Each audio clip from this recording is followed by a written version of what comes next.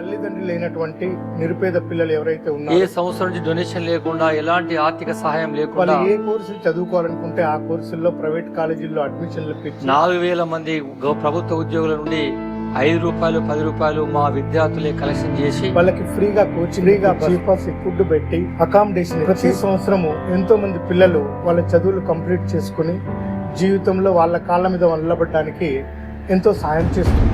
చూసుకుంటే పరిస్థితి ఏంటంటే 40 మంది పిల్లలు, ఒక్కటే గది, ఒక్కటే బెడ్రూము, ఒక్కటే హాలు, సరైన వసతి లేక, పడుకోవడానికి స్థలం లేక ఎన్నో కష్టాలు పడుతూ ఈ 100 సంవత్సరాలు మేము నడిపించాం.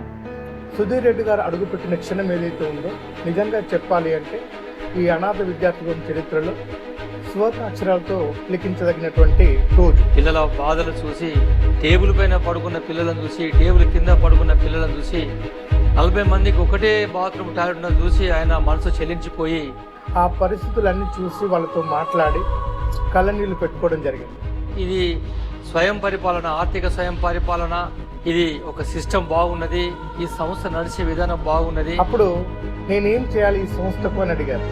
అప్పుడు మేము ఒకటే మాట అన్నాం, మాకు కనీసం ఒక 200 గజాల స్థలం అన్నా, ఒక 400 గజాల స్థలం అన్నా మీరు ఇప్పించగలిగితే 2,250 గజాల స్థలం కేటాయించడం జరిగింది. రంగారెడ్డి కోర్టు పక్కన ఉన్నటువంటి చిత్రా లేఅవుట్లో తప్పనిసరిగా మీకు ఇస్తానని చెప్పి వారం రోజుల్లోనే అనాథ విద్యార్థుల పేరు మీద మాకు ఈ ల్యాండ్ కేటాయించడం జరిగింది.